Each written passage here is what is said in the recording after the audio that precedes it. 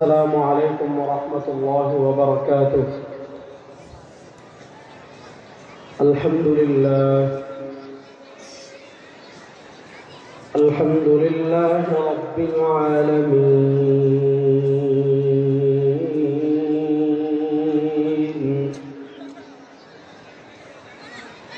والعاقبة للمتقين،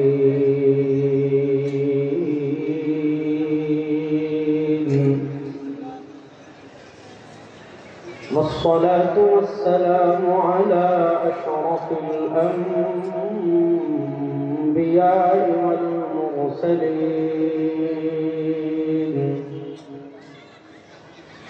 وعلى آله وأصحابه أجمعين.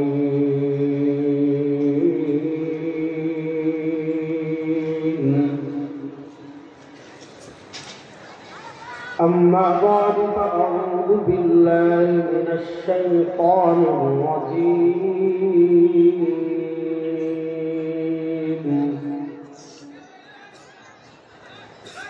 بسم الله الرحمن الرحيم.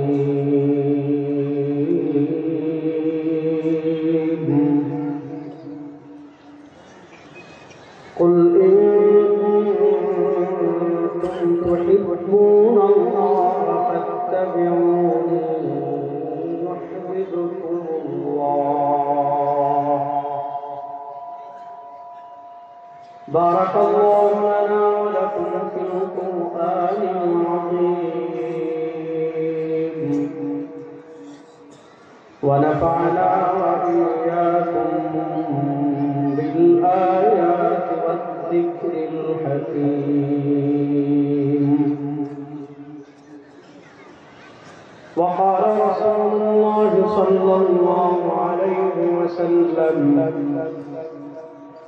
إنه من يعش منكم بعدي فسيرى اختلافا كثيرا،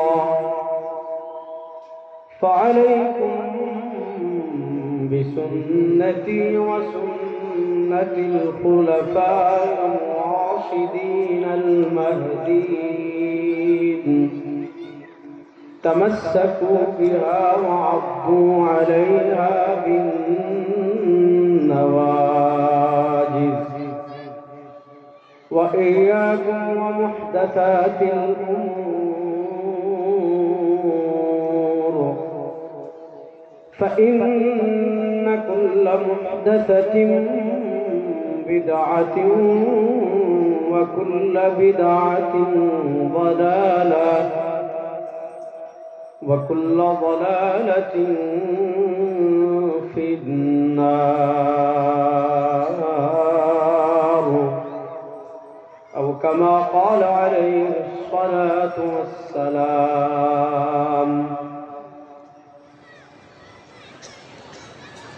আল্লাহ রাব্বুল ইজ্জত ওয়াল জালালের লাখো কোটি শুকরিয়া আদায় করছি। আল্লাহ রাব্বুল আলামিন আমাদেরকে অত্যন্ত দয়া করে মায়া করে বাংলাদেশের ঐতিহ্যবাহী দ্বীনি বিদ্যাপীঠ মুজাহিদ মিল্লাত আল্লামা আতাহা আলাইহি নব্বরাল্লাহু মারকাদাহুর স্মৃতি বিজড়িত আল জামিআতুল ইমদাদিয়া কিশোরগঞ্জের 2 দিন ব্যাপী সিরাতুন নবী সাল্লাল্লাহু আলাইহি ওয়াসাল্লাম মাহফিলের দ্বিতীয় দিনের মাগরিবের নামাজের পর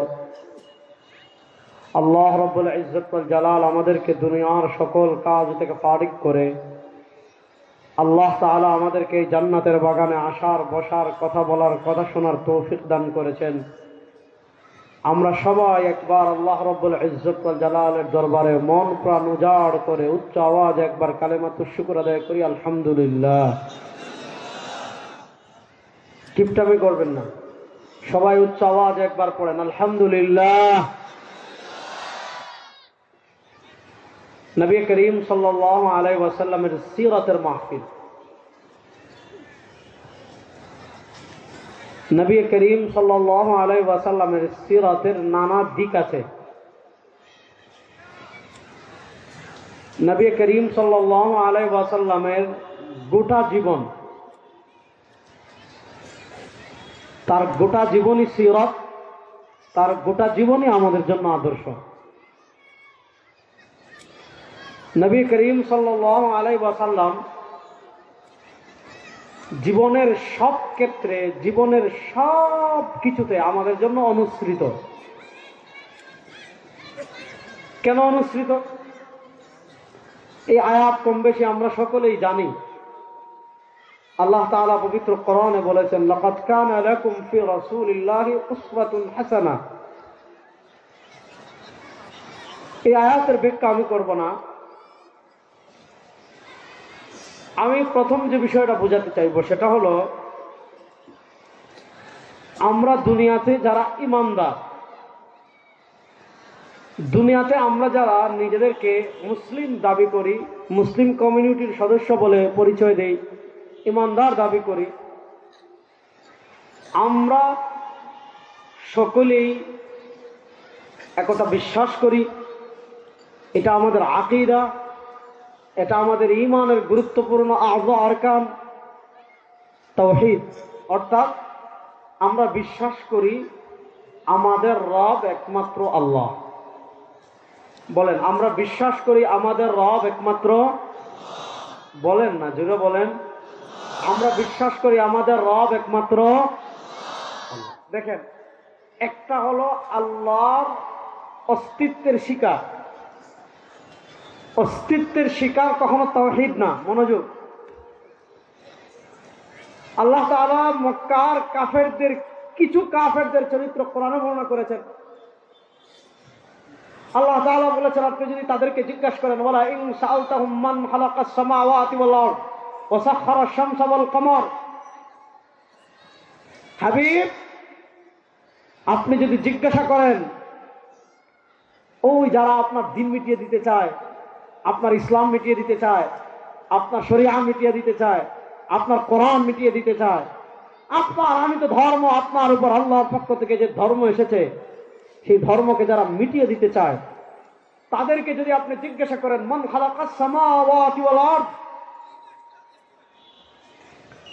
এই সুবিশাল জমিন, সুবিস্তৃত জমিন, আসমান কে সৃষ্টি করেছেন?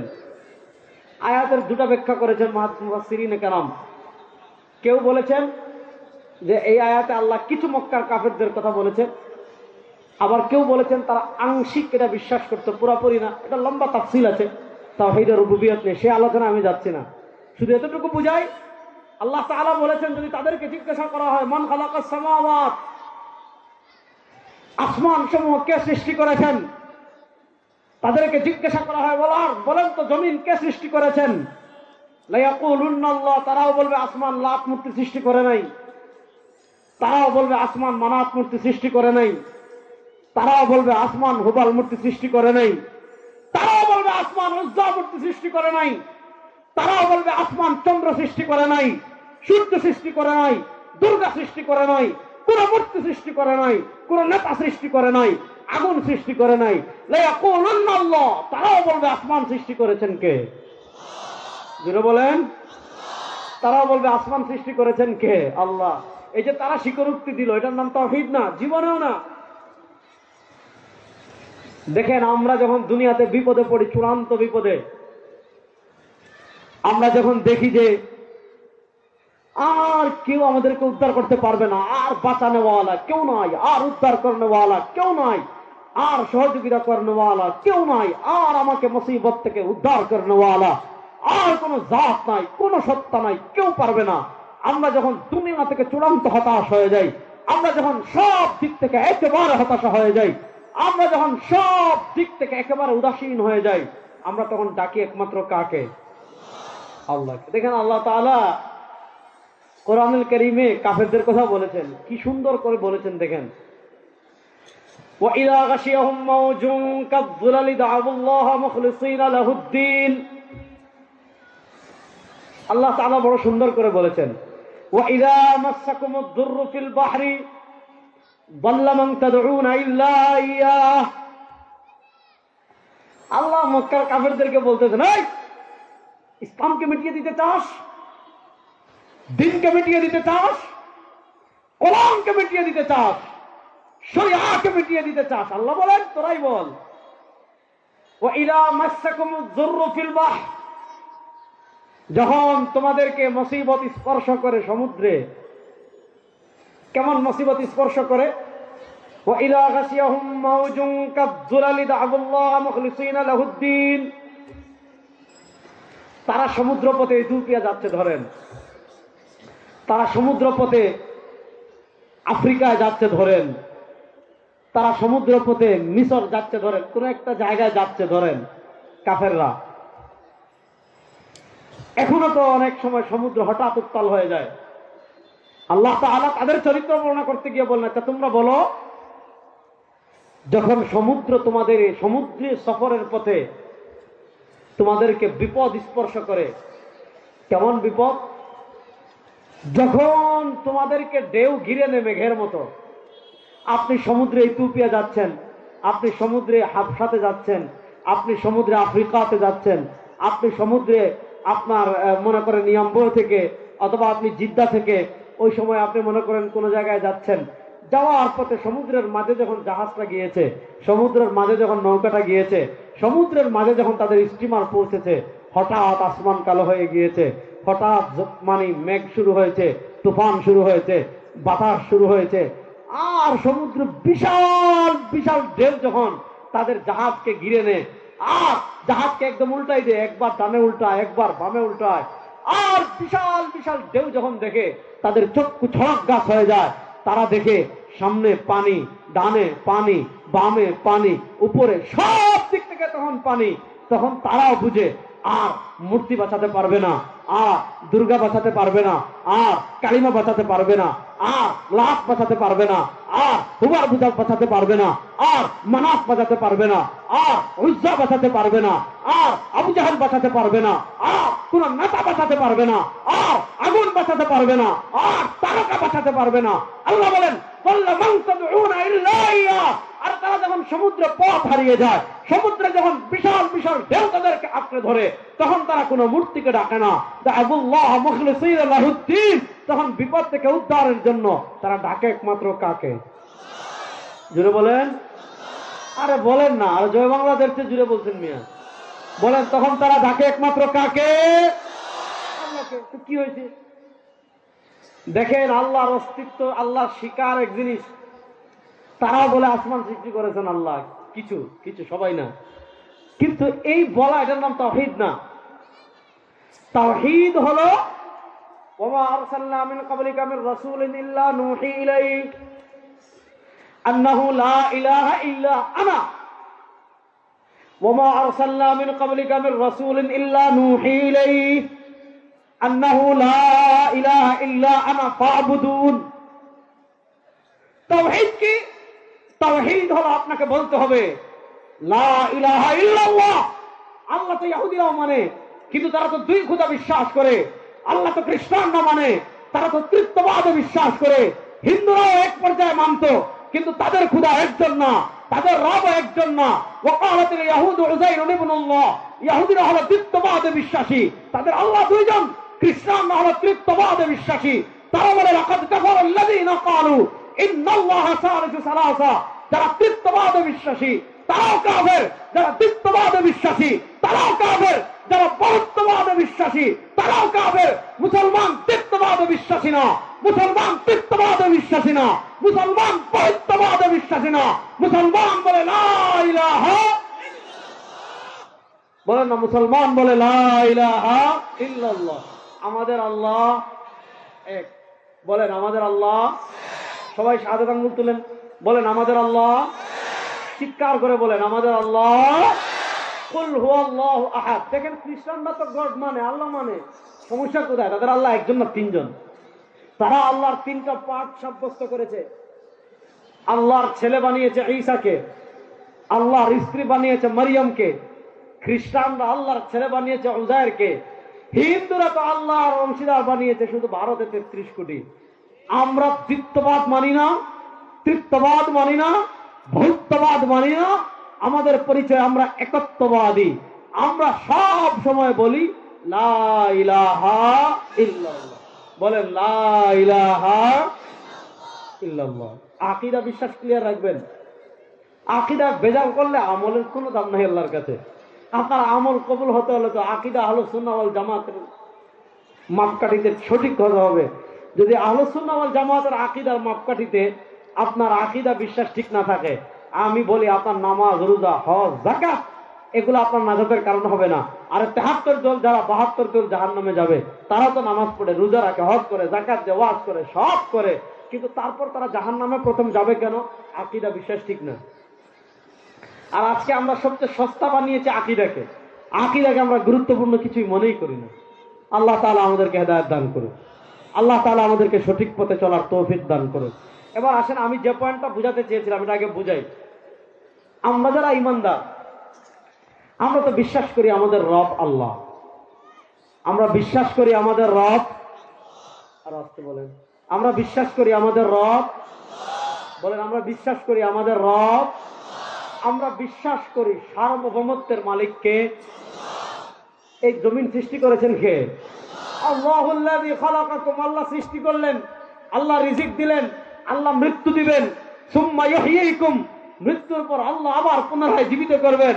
আল্লাহ বলেন, তোমরা যারা আল্লাহর সাথে শিরিক করো, হাল মিন শুরাকাইকুম মান ইয়াফআলু যালিক, তোমরা যারা আল্লাহর সাথে শিরিক করো, তোমরা মূর্তি দিয়ে যদি শিরিক করো, নেতা দিয়ে যদি শিরিক করো, তারকা দিয়ে যদি শিরিক করো, সূর্য দিয়ে যদি শিরিক করো, কালিমা দিয়ে যদি, কালিমা মানে কালিমাতা হিন্দুদের কালী মূর্তি দিয়ে যদি শিরিক করো, দুর্গা মূর্তি দিয়ে যদি শিরিক করো, বলো হাল মিন শুরাকাইকুম মান ইয়াফআলু যালিক, কোন মূর্তি কোনো কিছু সৃষ্টি করতে পারবে?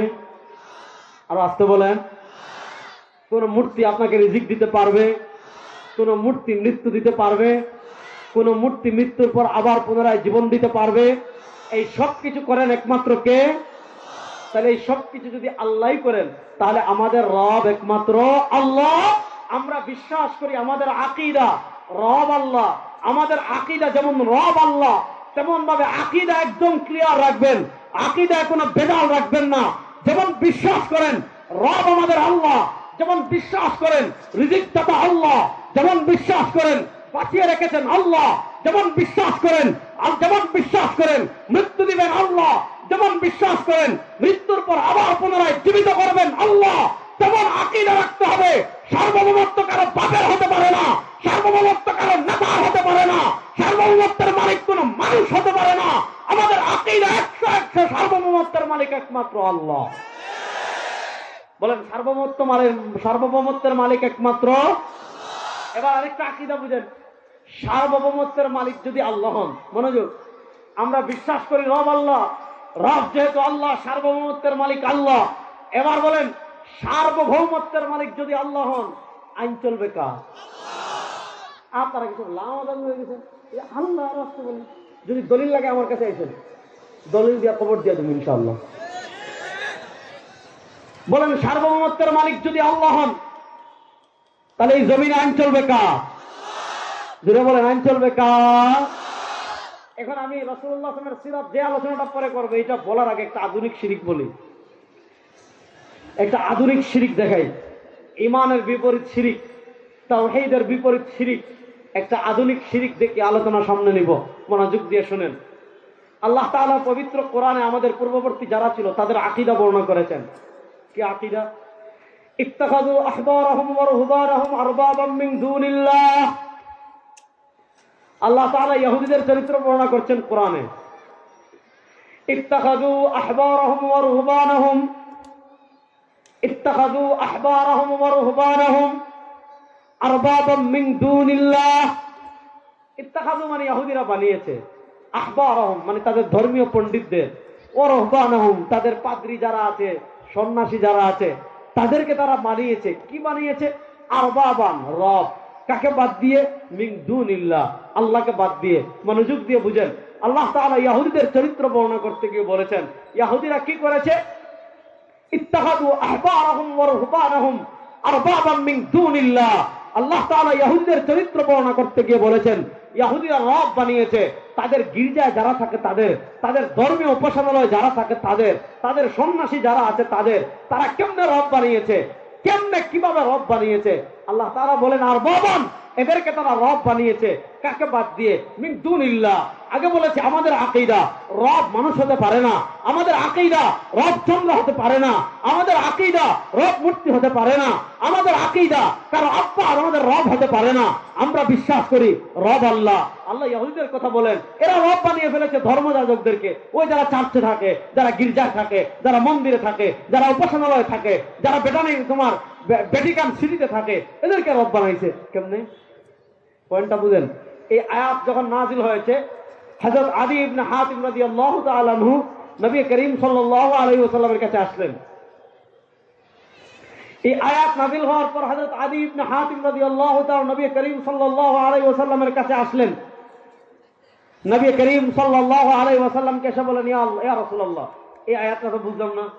মানে তিনি যেহেতু আগে ইহুদিদের আলেম ছিলেন, ইয়া রাসূলুল্লাহ, আমরা তো কোনোদিন ধর্ম উপাসনালয়ে যারা থাকে, গির্জা যারা থাকে, চার্চে যারা থাকে, ইয়া রাসূলুল্লাহ, এদেরকে তো জীবনে আমরা সিজদা দেই নাই। যেহেতু আমরা তাদেরকে জীবনে সিজদা দেই নাই, তাদেরকে আমরা কেমনে রব বানাইলাম?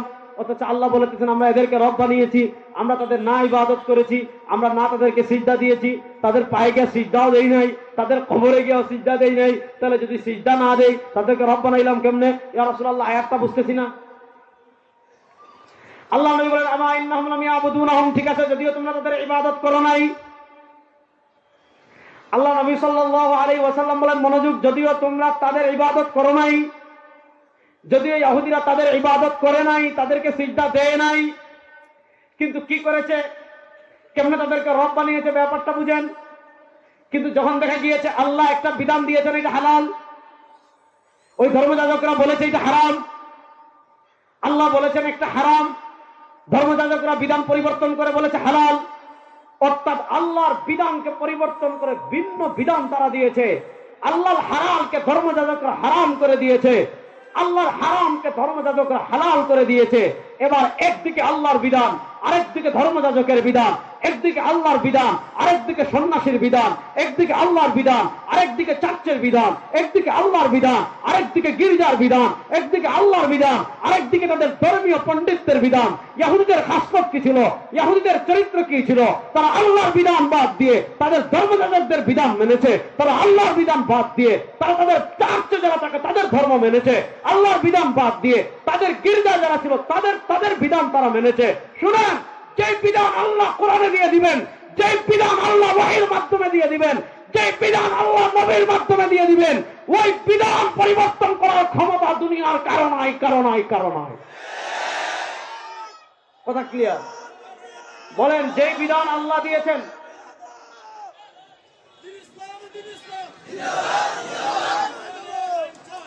ইনশাআল্লাহ কোরআন আনতে চাইতেই হবে। মাশাআল্লাহ, দুই মুরব্বির জজবা উঠছে, আল্লাহ কবুল করুক, আল্লাহ নেক হায়াত দান করুক। কথা ভালো করে বুঝেন, আমি যে জিনিসটা বুঝাতে চাচ্ছি, যেই বিধান ক্লিয়ারলি, এগুলো বলতে হবে, ক্লিয়ারলি বলবেন ভাই। যেই বিধান আল্লাহ দিয়েছেন, সেই বিধান যদি আমার সংসদ পরিবর্তন করে আমি 100 বার মানি না।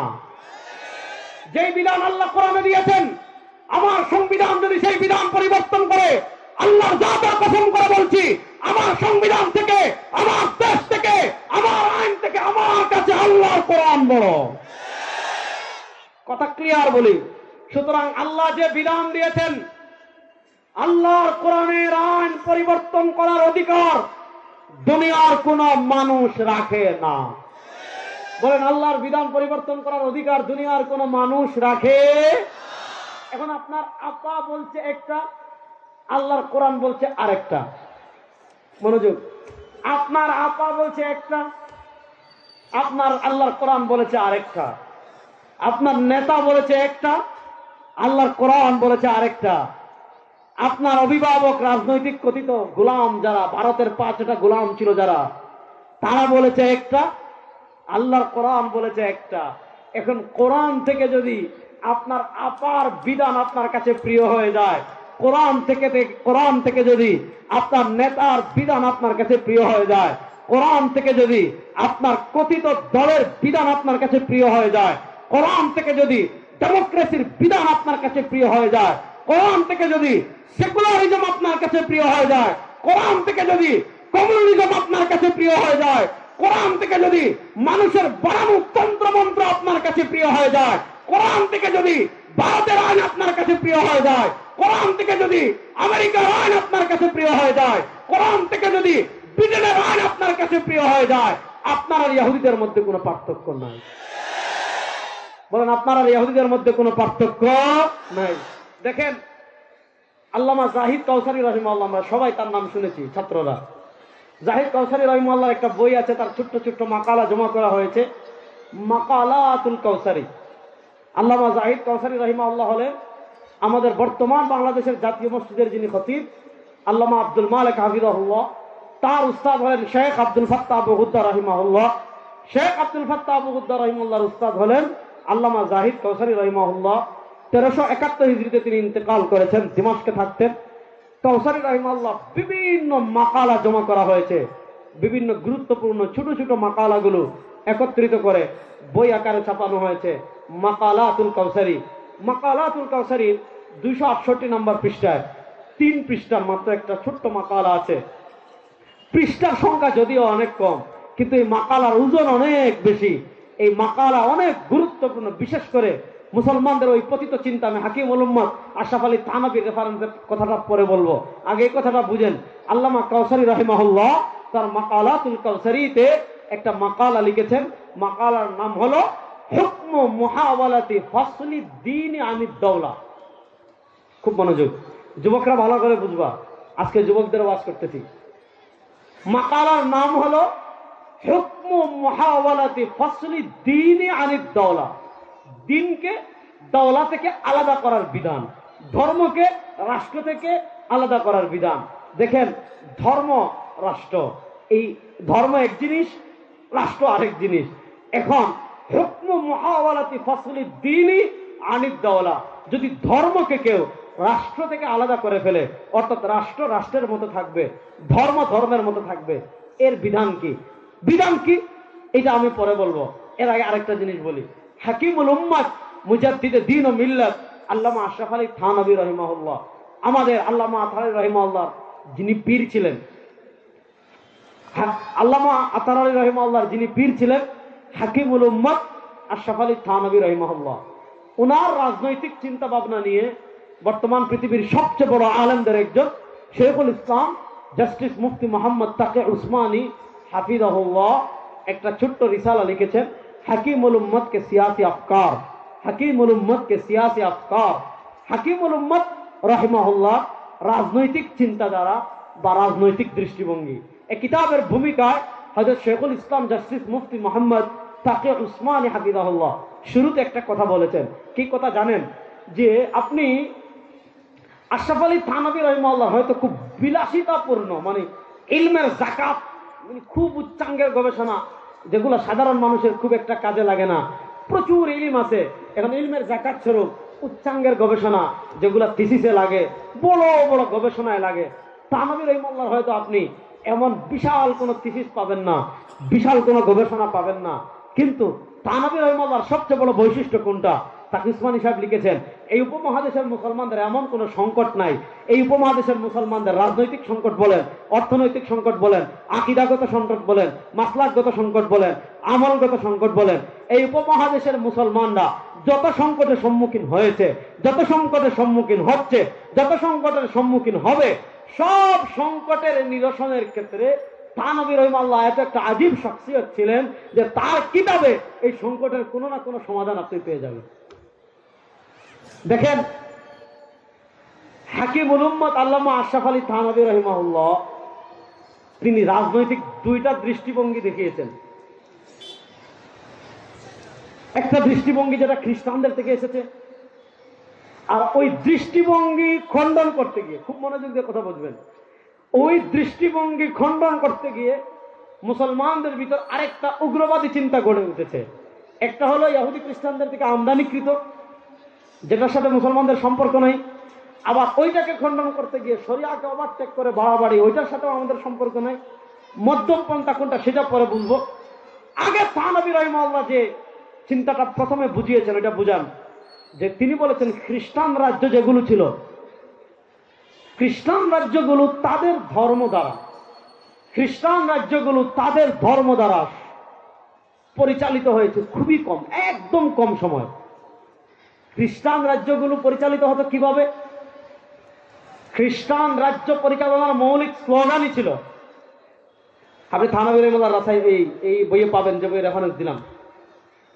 খ্রিস্টান রাজ্য পরিচালনার মৌলিক স্লোগান ছিল কায়সার কায়সার, গির্জা গির্জা। মনোযোগ, খ্রিস্টান রাজ্য পরিচালনার মৌলিক স্লোগান ছিল কায়সার কায়সার, গির্জা গির্জা।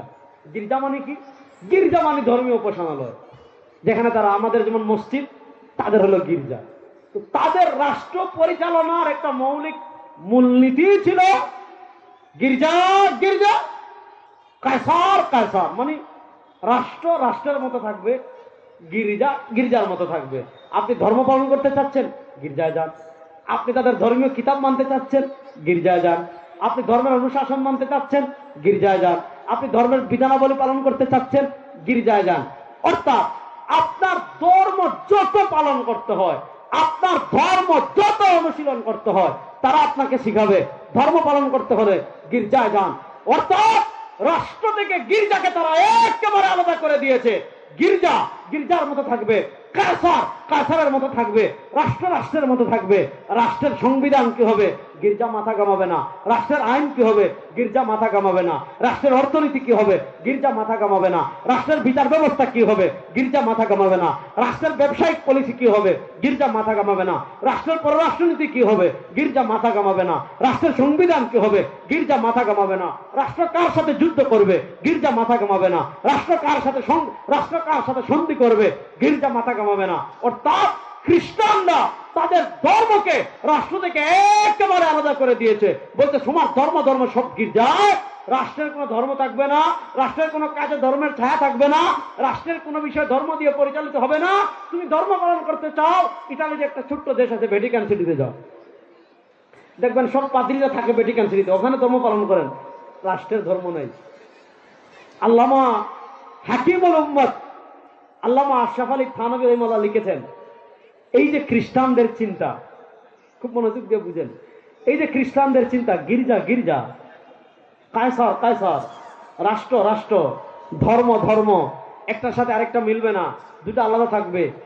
এই চিন্তাটা মুসলমান সমাজে যেই পোশাক পরে প্রবেশ করেছে, এই চিন্তাটা মুসলমানদের ভিতর যেই লেবাস পরে এসেছে, যেই পাঞ্জাবি পরে এসেছে, যেই বুরকা পরে এসেছে, যেই চামড়ায় আবৃত হয়ে এসেছে, আশরাফ আলী থানভী রহিমাহুল্লাহ লিখেছে, ওই চিন্তাটার নাম হলো সেকুলারিজম। সব কথা, খ্রিস্টানদের ওই চিন্তাটা আমাদের মুসলমানদের সমাজে যে পোশাক পরে এসেছে, ওই পোশাকের নাম ধর্ম নিরপেক্ষতা। খ্রিস্টানরা বলে কায়সার কায়সার, গির্জা গির্জা, আর আমাদের দেশের নাস্তিকরা বলে বাংলাদেশ বাংলাদেশ, মসজিদ মসজিদ, মাদ্রাসা মাদ্রাসা, খানকা খানকা। খ্রিস্টানরা বলে ধর্ম থাকবে গির্জায়, রাষ্ট্রের ধর্ম থাকবে না। নাস্তিকরা বলে ধর্ম থাকবে মসজিদে, ধর্ম থাকবে পরিবারে, সংসদে ধর্ম লাগবে না, অর্থনীতিতে ধর্ম লাগবে না, রাষ্ট্র পরিচালনায় ধর্ম লাগবে না, সংবিধানে ধর্ম লাগবে না। আরে ওই চিন্তা কোন মুসলমানের চিন্তা হতে পারে না। মুসলমানের চিন্তা ঘর থেকে সংসদ সব জায়গায় থাকবে ইসলাম, ইসলামকে মায়নাস করা যাবে না।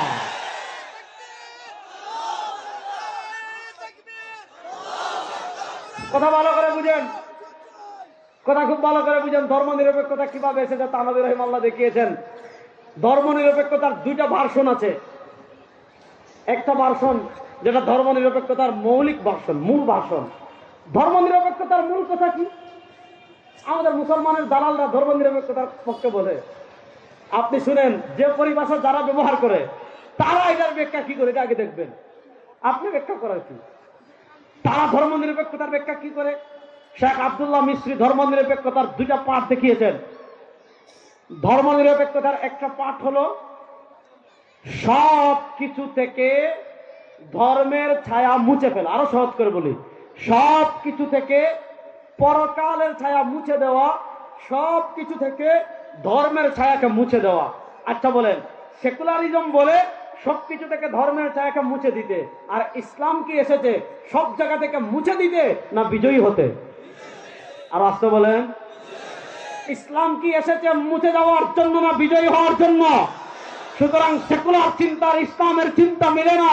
সেকুলার এসেছে সব কিছু থেকে ধর্মের ছায়াকে মুছে দিতে, আর ইসলাম এসেছে সব কিছুকে ধর্মকে বিজয় করতে, সংবিধানে ধর্মকে বিজয় করতে, অর্থনীতিতে ধর্মকে বিজয় করতে, রাষ্ট্র পরিচালনায় ধর্মকে বিজয় করতে, বিচার ব্যবস্থায় ধর্মকে বিজয় করতে, সংবিধানে ধর্মকে বিজয় করতে। সুতরাং ইসলাম যেহেতু মুছে দেওয়ার জন্য আসে নাই, ইসলাম এসেছে বিজয় করার জন্য। সুতরাং যারা কালেমা বিশ্বাস করে, নবীকে বিশ্বাস করে, কোন মুসলমান কখনো সেকুলার হতে পারে না। বলেন, কোন মুসলমান কখনো ধর্ম নিরপেক্ষতায় বিশ্বাসী হতে পারে? এখন যারা ধর্ম নিরপেক্ষতা আবিষ্কার করেছে, বা এটা কোনো মুসলমান আবিষ্কার করেনি, তারা যখন দেখলো যে মুসলমানকে যদি এই কথা বলি, খুব পয়েন্ট বুঝেন, তারা যখন দেখেছে মুসলমানদেরকে যদি এই কথা বলি সব জায়গা থেকে ধর্মের ছায়া মুছে দিতে হবে, এটা তো মুসলমান মানবে না, কখনোই না। আচ্ছা বলেন, আপনার ব্যক্তি জীবন থেকে কেউ যদি ধর্মের ছায়া মুছে দিতে চায়, আপনি মানবেন? মানবেন না। তো এখন তারা দেখেছে, তাহলে তো সব জায়গা থেকে যদি ধর্মের ছায়া মুছে দিতে চাই, তাহলে তো মুসলমান মানবে না। তাহলে কি করতে হবে? ধর্ম নিরপেক্ষতার একটা সফট ভার্সন বানাতে হবে। ধর্ম নিরপেক্ষতার একটা সফট ভার্সন হাজির করতে হবে, যে সফট ভার্সন মুসলমান সহজে গিলবে, যে সফট ভার্সন দ্বারা মুসলমানদেরকে বন্দী করা যাবে, যে সফট ভার্সন দিয়ে মুসলমানদেরকে থামিয়ে রাখা যাবে, সেই সফট ভার্সন দ্বারা মুসলমানদেরকে আটকে রাখা যাবে। তখন তারা ধর্ম নিরপেক্ষতার আরেকটা কোল্ড ভার্সন, আরেকটা সফট ভার্সন, আরেকটা তোমার সুশীল ভার্সন, আরেকটা আমার দালালির ভার্সন আবিষ্কার করেছে। সেইটা কি? যে ভাই ধর্ম এটা একান্ত ব্যক্তিগত বিষয়। বুঝেন, ধর্ম একান্ত ব্যক্তিগত বিষয়। আপনি ধর্ম পালন করতে চাচ্ছেন, মসজিদে যান। আপনি ধর্ম পালন করতে চাচ্ছেন, আপনার ঘরে ঘরে ঘরে ধর্ম পালন করেন। ভাই, রাষ্ট্রের তো মুখ নাই, রাষ্ট্রের তো আমল নাই, রাষ্ট্রের তো জান্নাত নাই, রাষ্ট্রের তো জাহান্নাম নাই, রাষ্ট্রের তো পুলসিরাত নাই, রাষ্ট্রের তো কিছুই নাই। রাষ্ট্রের আবার ধর্ম থাকবে কেন? ধর্ম ব্যক্তি, ধর্ম ঘরে, রাষ্ট্রের কোনো ধর্ম নাই। এই যে খ্রিস্টানরা গির্জা গির্জা ধর্মকে রাষ্ট্র থেকে আলাদা করে ফেলেছে। আল্লামা কাউসারী রহিমাহুল্লাহ উনাদের ওই যুগে, খেলাফত পতনের যুগে মুসলমানদের ভিতর ধর্ম নিরপেক্ষতা এসেছে। আপনার তুরস্কের কামাল আতাতুর্ক, কামাল পাশা আতাতুর্ক মানে তুরস্কের পিতা। যেমন আমাদের বাংলাদেশ যে ক্ষমতায় আছে, এক একজনের বাপ বানায় আমাদের, ঠিক না? আমাদের আকীদা বিশ্বাস, আমাদের জাতির পিতা। দেখছেন কিশোরগঞ্জের মানুষ ভয় পায়, দেখছেন? বলেন আমাদের জাতির পিতাকে, আর উচ্চ আওয়াজে বলেন আমাদের জাতির পিতাকে। মিল্লাতা আবিকুম ইব্রাহিম হুয়া সাম্মাকুমুল মুসলিমিন। কোন শৈলতা, কোন ভারতের পাঁচটা গোলাম কখনো আমাদের জাতির পিতা হতে পারে না। কথা খুব ভালো করে বুঝবেন। যে কথাটা বোঝাতে চাচ্ছি, তখন তারা আমাদের মধ্যে এই চিন্তাটা আমাদের ভিতর ছড়িয়ে দিয়েছে। ওই কামাল আতাতুর্কের মাধ্যমে তুরস্কে এসেছে সেকুলারিজম মুসলমানদের মাঝে, আর জামাল আব্দুল নাসেরের মাধ্যমে আরবি জাতীয়তাবাদ এসেছে আমাদের মুসলমানদের মধ্যে। এই পতিত চিন্তা মুফাক্কির ইসলাম মাওলানা সৈয়দ আবুল হাসান নদভী রাহিমাহুল্লাহ বারবার এই কথা লিখেছেন, বারবার সতর্ক করেছেন যে আমাদের চিন্তায় যদি আমরা পরাজিত হয়ে যাই, আমরা যদি মনে করি ইসলাম তো এসেছেই শুধু মাজারে সিন্নি খাওয়ার জন্য, ইসলাম তো এসেছেই শুধু নামাজ পড়ার জন্য। নামাজ অনেক বড় ইবাদত, ইসলামের সবচেয়ে গুরুত্বপূর্ণ ইবাদত, কিন্তু ইসলাম শুধুই নামাজ না, ইসলাম শুধুই রোজা না, ইসলাম শুধু হজ না। ইসলামে যেমন নামাজ আছে, ইসলামে যেমন রোজা আছে, ইসলামে যেমন হজ আছে, ইসলামে যেমন যাকাত আছে, ইসলামে যেমন ঈদ আছে, ইসলামে যেমন ইবাদত আছে, রাষ্ট্র পরিচালনা ইসলামে আছে না নাই? আর রাষ্ট্র বলেন, রাষ্ট্র কেমনে পরিচালনা করবে এগুলা ইসলামে আছে না নাই? একটা দেশের বিচার ব্যবস্থা কেমনে পরিচালনা হবে ইসলামে আছে না নাই? এবার এই পয়েন্টটা বুঝেন। আল্লামা কাউসারী রাহিমাহুল্লাহ তার প্রসঙ্গ থেকে এদিকে আসতেছি। আল্লামা কাউসারী রাহিমাহুল্লাহ সেই ছোট্ট মাকালায় লিখেছেন, হুকম মুহাওয়ালাতি ফাসলি দ্বীন আনি দাওলা। ওই খ্রিস্টানদের ওই চেতনা যদি কোনো মুসলমান লালন করে, বাংলাদেশের সুশীলগিরি দেখাতে গিয়ে আপনি বললেন যে রাষ্ট্রের ধর্মের প্রয়োজন নেই, রাষ্ট্রে ধর্মের প্রয়োজন নেই, ধর্ম থাকবে ঘরে, ধর্ম থাকবে মসজিদে, সংবিধানে ধর্ম দরকার নাই, সংসদে ধর্ম দরকার নাই, বিচার ব্যবস্থায় ধর্ম দরকার নাই, আইন আদালতে ধর্ম দরকার নাই, অর্থনীতিতে ধর্মের দরকার নাই। কাউসারী রহমাল্লাহ লিখেছেন, কোন মুসলমান যদি মনে করে রাষ্ট্র আলাদা, ধর্ম আলাদা, রাষ্ট্র পরিচালনায় ধর্মের প্রয়োজন নাই, রাষ্ট্র পরিচালনায় ধর্মের দরকার নাই, ধর্ম শুধু ব্যক্তি জীবনে, রাষ্ট্রের ধর্ম দায়, রাষ্ট্রের পরিচালনা করতে ধর্মের প্রয়োজন নাই, রাষ্ট্র পরিচালনা করতে ধর্মের দরকার নাই, কোন মুসলমান ভূখণ্ডে কোন মুসলমান যদি এমন কথা বলে, আল্লামা কাউসারী রহিমাল্লাহ লিখেছেন, সাথে সাথে সে মুরতাদ হয়ে যাবে। সাথে সাথে কি হয়ে যাবে? মুরতাদ হয়ে যাবে। বলেন, সাথে সাথে কি হয়ে যাবে? মুরতাদ হয়ে যাবে। এবার আমি যেই কথাটা আপনাদেরকে বুঝাতে চাচ্ছি, রাসূল করিম সাল্লাল্লাহু আলাইহি ওয়াসাল্লাম আমাদের জন্য সব ক্ষেত্রে আদর্শ। বলেন, রাসূল সাল্লাল্লাহু আলাইহি ওয়াসাল্লাম আমাদের জন্য সব ক্ষেত্রে, আরে আপনারা বুঝবেন কথা কইন না সবাই, রাসূল সাল্লাল্লাহু আলাইহি ওয়াসাল্লাম আমাদের জন্য সব ক্ষেত্রে। এখন আমরা আদর্শ, ওই যে চিন্তাটা, পতিত চিন্তার কারণে মুসলমান মনে করে যে খাবারের পর মিষ্টি খাওয়ার ক্ষেত্রে রাসূলুল্লাহ সাল্লাল্লাহু আলাইহি ওয়াসাল্লাম আদর্শ, ডান পায়ে জুতা পরিধান করার ক্ষেত্রে রাসূলুল্লাহ সাল্লাল্লাহু আলাইহি ওয়াসাল্লাম আদর্শ, মসজিদে ডান পা দিয়ে প্রবেশ করার ক্ষেত্রে রাসূলুল্লাহ সাল্লাল্লাহু আলাইহি ওয়াসাল্লাম আদর্শ, বাম পা দিয়ে মসজিদ থেকে বের হওয়ার ক্ষেত্রে রাসূলুল্লাহ সাল্লাল্লাহু আলাইহি ওয়াসাল্লাম আদর্শ। আপনার মনে করেন রাস্তায় দিয়ে হাঁটার সময় নিচ দিয়ে থাকানোর ক্ষেত্রে রাসূলুল্লাহ সাল্লাল্লাহু আলাইহি ওয়াসাল্লাম আদর্শ, বিয়েতে ওলিমা করার ক্ষেত্রে রাসূলুল্লাহ সাল্লাল্লাহু আলাইহি ওয়াসাল্লাম আদর্শ, আর রাজনীতিতে আব্রাহাম লিঙ্কন আদর্শ, অর্থনীতিতে পুঁজিবাদ আদর্শ, সংবিধানে সেকুলারিজম আদর্শ, আরে রাষ্ট্র পরিচালনায় আপনার সমাজতন্ত্র আদর্শ। না, আমার ঘরে যেমন রাসূল আদর্শ, আমার মসজিদে যেমন রাসূল আদর্শ, আমার রাজনীতিতেও রাসূল আদর্শ, আমার রাষ্ট্র পরিচালনায় রাসূল আদর্শ, আমার সংবিধানও রাসূল আদর্শ। কোন মুসলমানের আদর্শ কখনো আব্রাহাম লিঙ্কন হতে পারে না, পারে না, পারে না। লাকাদ কানা লাকুম ফি রাসূলিল্লাহি উসওয়াতুন হাসানাহ। এবার আসেন, আমি আপনাদেরকে কয়েকটা জিনিস দেখাই, কয়েকটা জিনিস দেখাইলে আপনারা বুঝতে পারবেন কোন ভয়াবহ হালাতে আমরা আছি, তাহলে আপনারা বুঝতে পারবেন। আচ্ছা বলেন, এই বাংলাদেশের 52 বছর আমরা দেখলাম, খুব মনোযোগ, রাসূলুল্লাহ সাল্লাল্লাহু আলাইহি ওয়াসাল্লামের সিরাতের এই দিকটা বুঝেন। এই যে 52 বছরের বাংলাদেশ আপনারা দেখলেন, যারা পাকিস্তান আমল দেখেছেন, আমাদের শীর্ষ দুই মুরব্বী বসে, আমি খেয়াল করিনি এতক্ষণ, হুজুররা পাকিস্তান আমলও দেখছেন, বাংলাদেশ আমলও দেখছেন। আচ্ছা বলেন, এই বাংলাদেশের 52 বছরে আমাদের দেশে ন্যায় বিচার প্রতিষ্ঠা হয়েছে? আমাদের কিশোরগঞ্জ, আমার সিলেট তো হয় নাই, আপনাদের কিশোরগঞ্জ হয়েছে? মানুষের প্রতি জুলুম করা হয় নাই? কথা বলেন, মানুষের প্রতি জুলুম করা হয় নাই? মানুষের প্রতি অন্যায় করা হয় নাই? এদেশের মানুষ আপনি দেখেন না, সৎ সরল মানুষ। এদেশে কি ন্যায় বিচার হয়েছে আপনারা বুঝেন? একটা ভার্সিটির ছেলে দাড়ি রেখেছে, একটা ভার্সিটির ছেলে নামাজ পড়ে, একটা ভার্সিটির ছেলে ফজরের নামাজ পড়ে। আপনারা জানেন গত 15 বছরে ঢাকা বিশ্ববিদ্যালয়ের অবস্থা কি ছিল? ঢাকা বিশ্ববিদ্যালয়ের পোলাপাইন আমাদের সাথে যোগাযোগ করে, বুয়েটের ছাত্ররা আমাদের সাথে যোগাযোগ করে, যারা মসজিদে নামাজ পড়ে, যারা ফজরের নামাজ মসজিদে পড়ার ইচ্ছা রাখে, তারপরও তারা ইচ্ছে করেই ভয়ে ফজরের নামাজ পড়তে ভার্সিটিতে মসজিদে যেত না, ফজরের নামাজ পড়তে ভার্সিটির হলের মসজিদে যেত না। কেন? কেউ যদি ফজরের নামাজ গিয়ে জামাতে পড়ে, তার পিছনে গোয়েন্দা লেগে যেত। কেন? যেহেতু সে ফজরের নামাজ পড়তেছে, যেহেতু সে দাড়ি রাখতেছে, যেহেতু সে টাকনোর উপর পোশাক পরিধান করতেছে, যেহেতু সে সিনেমা দেখে না, যেহেতু সে সাংস্কৃতিক অনুষ্ঠানে যায় না, যেহেতু সে টিএসসিতে নারীদেরকে নিয়ে আড্ডা দেয় না, যেহেতু সে সিগারেট খায় না, এইরকম। আচ্ছা, সিগারেট না খাওয়া এটা ভালো না খারাপ? খারাপ করে, সিগারেট না খাওয়া ভালো না খারাপ? টিএসসিতে বেকর্দা নারীদের সাথে আড্ডা না দেওয়া ভালো না খারাপ? টাকনুর উপর জামা পড়া ভালো না খারাপ? দাড়ি রাখা ভালো না খারাপ? আরে বলেন না, নামাজ পড়া ভালো না খারাপ? কিন্তু আমাদের দেশে কি হয়েছে জানেন? কি নিয়ে বিচার ছিল?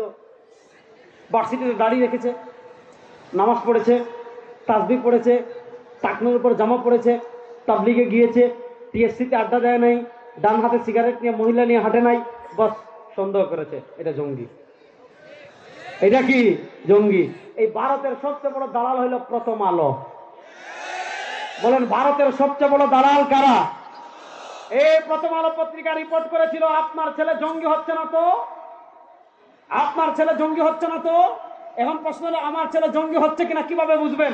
তারা রিপোর্ট করেছে, দেখো তোমার ছেলে নামাজ পড়ে কিনা, দেখো তোমার ছেলে চুপচাপ থাকে কিনা, দেখো তোমার ছেলে টাকনুর উপর জামা পড়ে কিনা, দেখো তোমার ছেলে সিগারেট বর্জন করেছে কিনা, দেখো তোমার ছেলে বয়ান শুনে কিনা, দেখো তোমার ছেলে তাবলিগে যায় কিনা। এইগুলোকে ওই ভারতের পাঁচটা গুলো আমরা জঙ্গি আলামত বলে আমার কলেজ ভার্সিটির ছাত্র ভাইদেরকে জঙ্গি ট্যাগ লাগিয়ে যেই ভারতের দালালেরা আলেমদের প্রতি জুলুম করেছে, মুসলমানদের প্রতি জুলুম করেছে, সেই ভারতের দালালদের জায়গায় বাংলাদেশে হবে না, হবে না, হবে না ইনশাআল্লাহ।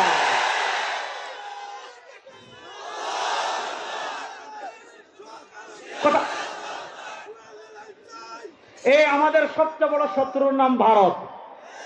বলেন আমাদের সবচেয়ে বড় শত্রুর নাম? তারা হুমকি দিচ্ছে আমাদের দেশ দখল করবে। আমরা কই যাই বাপের করে হইলে বাপের করে আসপাতা একজন জীবিত যেতে পারবে না ইনশাআল্লাহ। এই বাংলাদেশের 14 কোটি মুসলমান একটা বলে ভারত যদি আমাদের দেশের দিকে হাত তুলে ইনশাআল্লাহ দিল্লির লাল কেল্লা পর্যন্ত কালেমার পতাকা উঠবে ইনশাআল্লাহ।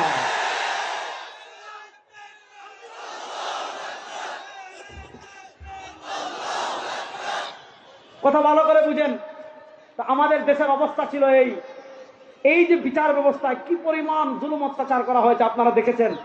যারা খুনি আওয়ামী লীগ করলে জামিন পায়, আর হুজুররা কোনো কিছু নাই, শুধু ভারতের আধিপত্যবাদের বিরোধিতা করেছে, তাদেরকে বছরের পর বছর কারাগারে বন্দী করে রাখা হয়েছে, তাদেরকে ফাঁসির কাস্টে ঝুলানো হয়েছে, তাদেরকে গুম করা হয়েছে, তাদেরকে খুন করা হয়েছে, তাদেরকে আয়না ঘরে আয়না ঘরে রাখা হয়েছে।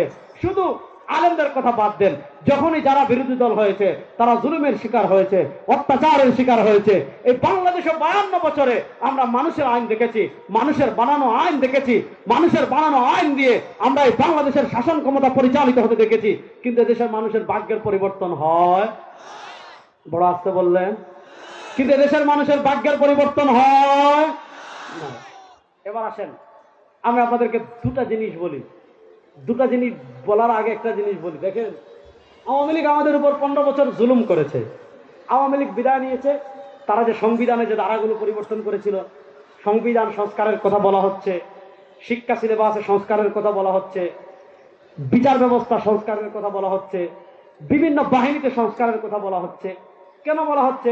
যে তারা বিনা ভোটে ছিল, জুলুম করেছিল, দিনের ভোট রাতে করেছিল, নিজেরা পরস্পর ভোট করেছিল, দেশের মানুষের ভোটাধিকার হরণ করেছে, অবৈধভাবে ফেসিবাদীভাবে তারা ক্ষমতায় ছিল, যার কারণে তারা পলায়ন করেছে, তারা দেশ ছেড়ে পালিয়ে গিয়েছে। এখন তাদের তৈরি করা সবকিছু সংস্কারের কথা বলা হচ্ছে। শুনেন, আমাদের যে স্বাধীনতা, আমরা শুধু 71 পর্যন্তই থাকি।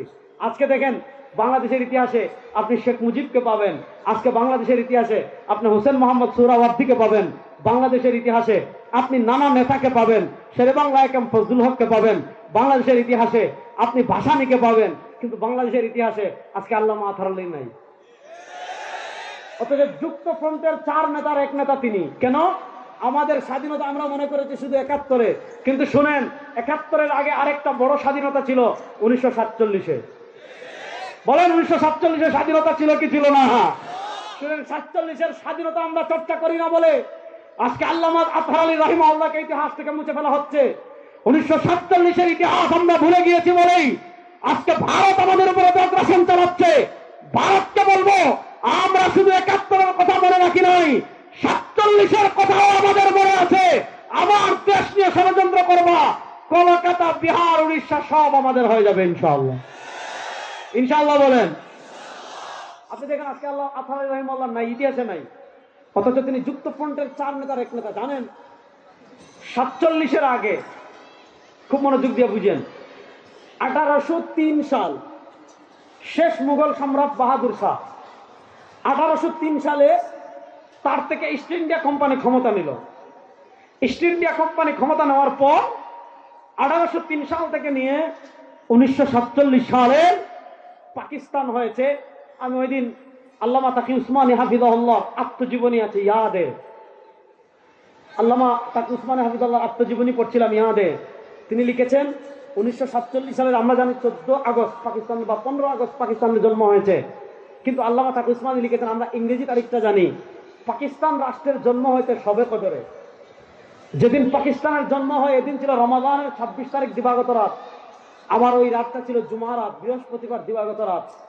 47-এর আগে, মনোযোগ, 1803 সাল থেকে নিয়ে 1947 সাল পর্যন্ত এই উপমহাদেশের ক্ষমতায় ছিল ইস্ট ইন্ডিয়া কোম্পানি। তারা এসেছিল 7 নদী 7 সমুদ্র 13 নদীর ওপার থেকে ব্যবসার নামে। এবার আপনারা বলেন, এই যে ইস্ট ইন্ডিয়া কোম্পানি, ইংরেজরা এদেশের শাসন ক্ষমতায় ছিল, আচ্ছা আপনারা বলেন ইস্ট ইন্ডিয়া কোম্পানি এদেশের মালিক ছিল না ডাকাত ছিল? আর আসতে বলেন, কিশোরগঞ্জের মানুষ জুড়ে বলেন, ইস্ট ইন্ডিয়া কোম্পানি এদেশের মালিক ছিল না ডাকাত ছিল? দেখেন, ডাকাতের বিরুদ্ধে আমাদের আকাবিররা 150 বছর সংগ্রাম করেছেন। 150 বছর সংগ্রাম করে, আমি ওই দিন আমার এক লেকচারে বলেছিলাম যে 1947-এর যে স্বাধীনতা, এই স্বাধীনতার প্রথম ভিত্তিপ্রস্তর স্থাপন করেছিলেন শাহ আব্দুল আজিজ মুহাদ্দিস দেহলভী রাহিমাহুল্লাহ। ভারত উপমহাদেশকে দারুল হাদ ফতোয়া ঘোষণা দিয়ে তিনি কি করেছিলেন? স্বাধীনতার প্রথম ভিত্তিপ্রস্তর স্থাপন করেছিলেন। সুতরাং দেখেন, ইংরেজদের বিরুদ্ধে, ব্রিটিশদের বিরুদ্ধে 1803 সাল থেকে নিয়ে দীর্ঘ সংগ্রাম হলো। 1857 সালে সিপাহী বিপ্লব হলো, 1866 সালে দারুল দেওবন্দ হলো, বালাকুট হলো, রেশমি রুমাল হলো। নানা সংগ্রামের পর ব্রিটিশের বিদায়ের শেষ দিকে উপমহাদেশের মুসলমান, আওয়ামী লীগের গত 15 বছর আমলে মনে হয়েছিল আমরা মুসলমানরা এদেশে বাড়াটিয়া আর এদেশের মালিক হলো হিন্দুরা। দেখেন, এদের শরীরে চর্বি বেশি জমে গেছে। গত 15 বছর দালালি করে দেখেন, সাধারণ হিন্দুদের সাথে আমাদের কোনো সমস্যা নাই ভাই। তারা তাদের ধর্ম 100 পালন করুক, তারা পূজা করুক, তারা তাদের যা মন চায় তা করুক, চাকরি করুক, পুলিশ হোক, আর্মি হোক, অফিসার হোক, ইউএনএ হোক, এমপি হোক, মন্ত্রী হোক, কোনো সমস্যা নাই আমাদের। তারা তাদের ধর্ম পালন করবে, কোনো সমস্যা নাই। আমরা বাংলাদেশের ইতিহাস আপনি কখনো দেখবেন না যে কিশোরগঞ্জে কোনো মন্দিরের উপর মুসলমানরা হামলা করেছে, দুর্গাপূজার মিছিলে মুসলমানরা হামলা করেছে, ও একটা শহীদ মসজিদ হয়েছে। ওটা তো ব্রিটিশ আমলে হয়েছে, পাকিস্তান আমলে, ব্রিটিশ আমলে। তাইলে 1942-এ, মানে আমাদের স্বাধীনতার 4-5 বছর আগে, 1947-এর স্বাধীনতার 4-5 বছর আগে 1942 সালে তাও একটা ঘটনা। যেমন এটা কেন করছে ওইটা আমি বলতে চাচ্ছিলাম। আওয়ামী লীগের আমলে যেমন সবকিছু মনে হয়েছিল হিন্দুদের, দেখেন সাধারণ হিন্দুরা যা করেছেন আমরা কিছু বলবো না, কিন্তু উগ্র ইসকন, সাধারণ হিন্দু আর উগ্র ইসকন এক নয়। সাধারণ হিন্দুরা বাংলাদেশে থাকবে, দেশের নাগরিক সুবিধা ভোগ করবে, চাকরি করবে, তারা তাদের ধর্মীয় অধিকার পালন করবে, আমাদের কোনো বাধা নাই, নিষেধ নাই। কিন্তু যে উগ্র ইসকন আমার ভাই আলিফকে শহীদ করেছে, মধুখালে আমার 2 ভাইকে শহীদ করেছে, ওই উগ্র ইসকনকে বাংলাদেশে আর থাকতে দেব না, দেব না, দেব না ইনশাআল্লাহ। ইসকনের সাথে আমাদের জিহাদ হবে ইনশাআল্লাহ। ওই দিন বলে এসেছি, সরকারের ঊর্ধ্বতন মহলকে বলে এসেছি, ইসকন আমাদের হাতের ময়লা, আমরা ধৈর্য ধরে আছি, আমরা আইন শৃঙ্খলা হাতে তুলে নিচ্ছি না। দেখেন ভারতে যেগুলো মুদ খায়, হ্যাঁ, আমি বলছি এখন গরুর মুদ খাইলে হবে না, এদের মাথায় যে পরিমাণ গ্যাস্ট্রিক উঠছে ভারতের সাংবাদিকদের। আমি বলেছি আমাদের বুড়ার ভুলায় মন পুরায়, বিশাল বিশাল মহিষ আছে, এক একটা মহিষ এক এক দিনে 8-10 কেজি পেশাব করে। বলছি গরুর মুদ খেয়ে যদি মাথার ট্যাবলেট না নামে, প্রেশার না নামে, গ্যাস্ট্রিক না নামে, আমাদেরকে বলবা বুলা থেকে 7-8 কেজি মহিষের পেশাব পাঠামো, ওইটা খেয়ে গ্যাস্ট্রিক নামাও মাথা থেকে। কথা ভালো করে বুঝেন। আজকে তারা আমাদেরকে সাম্প্রদায়িক সম্প্রীতি শিখাতে এসেছে, অথচ ওই জানোয়ারদের দেশে আপনারা দেখেন বাবরি মসজিদকে শহীদ করা হয়েছে, অসংখ্য মসজিদকে শহীদ করা হয়েছে, গুজরাটে মুসলমানদেরকে হত্যা করা হয়েছে, দিল্লিতে মুসলমানদেরকে হত্যা করা হয়েছে, মাদ্রাজে মুসলমানদেরকে হত্যা করা হয়েছে, আসামে মুসলমানদেরকে হত্যা করা হয়েছে, সাম্প্রদায়িক দাঙ্গা তৈরি করে পুরো ভারতে মুসলমানদের রক্ত বইয়ে দেওয়া হয়েছে, কাশ্মীরে মুসলমানদেরকে হত্যা করা হয়েছে। ওই উগ্র বিজেপি মোদির দালাল ইসকনদেরকে এই দেশে নিষিদ্ধ করতেই হবে। যদি নিষিদ্ধ না করেন এই দেশের মানুষ ইসকনের বিরুদ্ধে জিহাদ করতে বাধ্য হবে ইনশাআল্লাহ। ইসকনের সাথে আমাদের কোনো আপোষ, বলেন ইসকনের সাথে আমাদের কোনো আপোষ। আমি যেই কথা বললাম, আওয়ামী লীগের আমলে হিন্দুরা যেমন ছিল, আপনি তাদের বিরুদ্ধে কথা বলবেন, আপনাকে কোন আয়না করে নিবে আপনি চিন্তা করতে পারবেন না। আপনারা দেখেন ব্রিটিশ আমলে এইরকম হিন্দুরা পাওয়ারফুল ছিল। জমিদার তাদের, ওসি তাদের, ডিসি তাদের, ট্যাক্স তোলার দায়িত্ব তাদের, বিভিন্ন রাষ্ট্রীয় সুখ সুবিধা চাকরি সব তাদের। মুসলমানদের উপর এত বৈষম্য করেছে ওই সময় হিন্দুরা। দেখেন একটা সাধারণ ভার্সিটি হবে ঢাকায়, ওইটা রবীন্দ্রনাথ ঠাকুর মানে নাই, ওইটা রবীন্দ্রনাথ ঠাকুর কি মানে নাই। যে বাংলাদেশ বিরোধী ছিল আপাদ মস্তক, সেই রবীন্দ্রনাথ ঠাকুরের মতো বাংলাদেশ বিদ্বেষী রবীন্দ্রনাথ ঠাকুরের গান আজকে আমাদের জাতীয় সঙ্গীত। এর চেয়ে দুঃখের কথা আর আছে? যাক, তখন মুসলমান বলেছে আমাদের আলাদা আবাস ভূমি হবে, হিন্দুদের সাথে আর থাকুন না। এরা জুলুম করে, এরা অত্যাচার করে, তাদের সাথে আমরা আর থাকবো না। আমাদের আলাদা আবাস ভূমি হবে, তাদের আলাদা আবাস ভূমি হবে। মুসলমানদের আলাদা ভূমি পাকিস্তান, হিন্দুদের আলাদা ভূমি হিন্দুস্তান। এখানে উলামায়ে কেরাম আছেন, হায়াতে আতহারার লেখক, আমাদের বৃহত্তর সিলেটের কৃতি সন্তান আল্লামা শফিকুল হক জালালাবাদী হাফিজাহুল্লাহ আছেন। ওনাদেরকে জিজ্ঞাসা করেন, পাকিস্তান প্রতিষ্ঠার আন্দোলনের নেতৃত্ব যখন মুসলমান শুরু করেছে, তখন মুসলমানদের মৌলিক স্লোগান কি ছিল? পাকিস্তান প্রতিষ্ঠার মৌলিক স্লোগান ছিল পাকিস্তান কা মতলব ক্যা লা ইলাহা, বলেন না পাকিস্তান কা মতলব ক্যা লা ইলাহা, বলেন না পাকিস্তান কা মতলব ক্যা লা ইলাহা।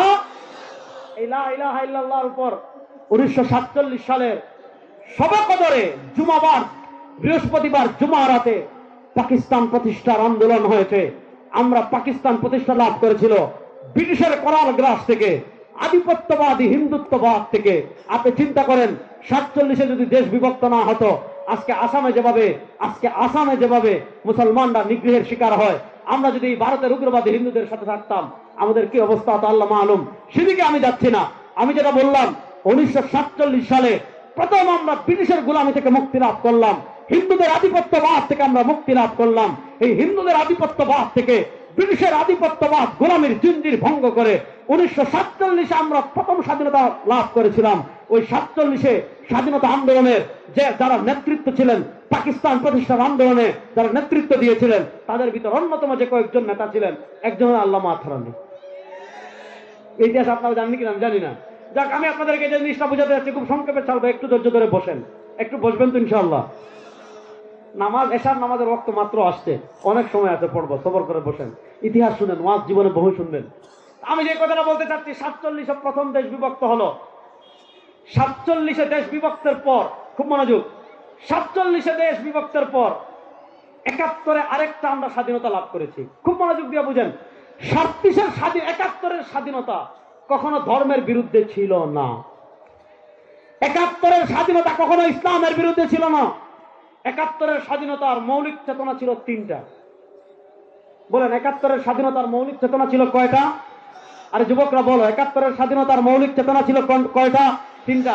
আজকে দেখবেন আমাদের দেশে শাহবাগী যারা আছে, আমাদের দেশের শাহবাগী নাস্তিক যারা আছে, তারা বলবে ধর্ম নিরপেক্ষতা, আমাদের মুক্তিযুদ্ধের চেতনা, সমাজতন্ত্র, আমাদের মুক্তিযুদ্ধের চেতনা। এবং বড় দুঃখের কথা হলো, আমাদের সংবিধানে দেখবেন, আমাদের সংবিধানে মুক্তিযুদ্ধের চেতনা লিখেছে 4টা। এই 4টার ভিতর একটা হলো সমাজতন্ত্র, এই 4টার ভিতর একটা হলো ধর্ম নিরপেক্ষতা। শুনেন, 1971 সালের আমি চ্যালেঞ্জ করে গেলাম কিশোরগঞ্জের সব মানুষকে, এই হাজারো মানুষকে সামনে রেখে চ্যালেঞ্জ করে গেলাম, আমাদের মুক্তিযুদ্ধ কখনো ধর্ম নিরপেক্ষতার জন্য হয় নাই, আমাদের মুক্তিযুদ্ধ কখনো সমাজতন্ত্র প্রতিষ্ঠার জন্য হয় নাই। আমাদের মুক্তিযুদ্ধের চেতনা ছিল তিনটা। একটা ছিল সাম্য, আগে হলো মানবিক মর্যাদা, আগে হলো সামাজিক ন্যায় বিচার। আমাদের মুক্তিযুদ্ধের চেতনা ছিল তিনটা। আপনি মুজিবনগর সরকারের যে ঐতিহাসিক 6 দফা আছে, সেই 6 দফা আপনি দেখেন। 1970-এর নির্বাচনের আপনি গণঅভ্যুত্থান দেখেন, 1970-এর নির্বাচনের ইশতেহার দেখেন, 1969-এর গণঅভ্যুত্থানের আপনি ইশতেহার দেখেন। কোথাও আপনি মুক্তিযুদ্ধের কোন ঘোষণাপত্রে, মুক্তিযুদ্ধের কোন দলিলে, মুক্তিযুদ্ধের আন্দোলনের কোথাও আপনি সেকুলারিজম পাবেন না। মুক্তিযুদ্ধের আন্দোলনের কোথাও আপনি কমিউনিজম পাবেন না। মুক্তিযুদ্ধের আন্দোলনের কোথাও আপনি ধর্ম নিরপেক্ষতা পাবেন না, সমাজতন্ত্র পাবেন না। আপনি পাবেন মুজিবনগর সরকারের দফা ছিল 3টা। আপনারা বসেন, একটা বাচ্চা লাইট মারতেছে, আপনারা সবাই উঠে যাচ্ছেন, এটা কোনো কথা? বসেন সবাই, এটা আল্লাহ, বসেন বসেন, একটা পিচ্ছি দুষ্টামি করতেছে, বসেন। খুব মনোযোগ দিয়ে বুঝেন, মুক্তিযুদ্ধ 3টা চেতনাকে সামনে রেখে করা হয়েছে। একটা হলো সাম্য, আরেকটা হলো মানবিক মর্যাদা, আরেকটা হলো সামাজিক ন্যায় বিচার। সুতরাং আমরা বলি আমাদের মুক্তিযুদ্ধ হয়েছে সাম্য, মানবিক মর্যাদা, সামাজিক ন্যায় বিচারের জন্য। 1971-এর মুক্তিযুদ্ধ হয়েছে, কিন্তু 1971-এর আগে 47-এর যে স্বাধীনতা ছিল লা ইলাহা ইল্লাল্লাহর উপর ভিত্তি করে, সেই লা ইলাহা ইল্লাল্লাহর চেতনা এই বাংলাদেশে এখনো আছে না নাই? ভারত 1971-এ কেন আমাদেরকে সহযোগিতা করেছিল? যে কারণেই করুক, মনোযোগ, ভারত আমাদেরকে মুক্তিযুদ্ধের সময় যে পরিমাণ সহযোগিতা করেছে, সহযোগিতা করার থেকে বেশি নিয়ে গেছে। সুতরাং মুক্তিযুদ্ধের গল্প বলে এই দেশে আধিপত্যবাদ বিস্তার করবা সেই সুযোগ আর নাই, সেই সুযোগ আর। দেখেন, স্বাধীনতার পর থেকে কখনো বিনা ভোটে, কখনো দিনের ভোট রাতে করে, কখনো নিজেরা ভোট করে তাদের পক্ষের গোলামদেরকে তারা এই দেশের ক্ষমতায় বসিয়ে আমাদের মুক্তিযুদ্ধ আর ইসলামকে তারা মুখোমুখি দাঁড় করিয়ে দিয়েছিল। আমরা মনে করতাম 71 মানে ইসলাম বিরোধী, 71 মানে কোরআন বিরোধী, 71 মানে হাদিস বিরোধী। আর আমাদের প্রজন্মকে তারা এটা শিখিয়ে দিয়েছে, যারা দাড়িওয়ালা, যারা টুপিওয়ালা, যারা জামাওয়ালা, যারা পাঞ্জাবিওয়ালা, যারা মাদ্রাসার হুজুর, যারা মসজিদের ইমাম, তারা শিখিয়েছে দাড়িওয়ালা, টুপিওয়ালা, মাদ্রাসার ইমাম, মসজিদের ইমাম মানে পাকিস্তানি রাজাকার। কি রাজাকার? পাকিস্তান। আপনার এই 3-4 মাস আগেও, গত ডিসেম্বরে যদি দেখতেন, এখন তো আর এগুলা না, এগুলা করার কেউ সাহস করতে পারবে না। এখন করলে একদম জিতা কবর দিয়ে দেবে ইনশাআল্লাহ। বলেন, কথা ভালো করে বুঝেন। আপনি গত ডিসেম্বরেও দেখেছেন, বিজয়ের মাস আসলেই, ডিসেম্বর আসলেই পাঞ্জাবিকে, দাড়িকে, টুপিকে, এগুলাকে তারা রাজাকারদের আলামত বলে হুজুরদেরকে পাকিস্তানি রাজাকার বলে চিৎকার করত।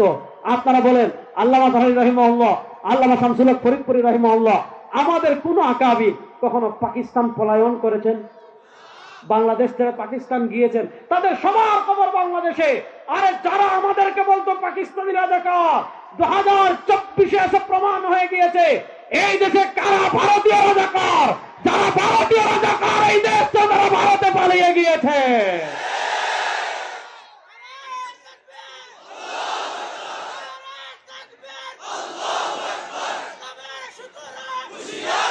আলোচনার শেষ দিকে চলে আসছি, খুব মনোযোগ দিয়ে বুঝেন।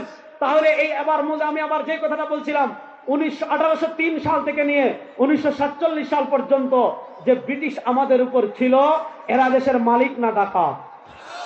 বড় আস্তে কইলেন রে, এরা দেশের মালিক না ডাকাত? এবার বলেন, ডাকাত বিদায় নিয়েছে 1947-এ।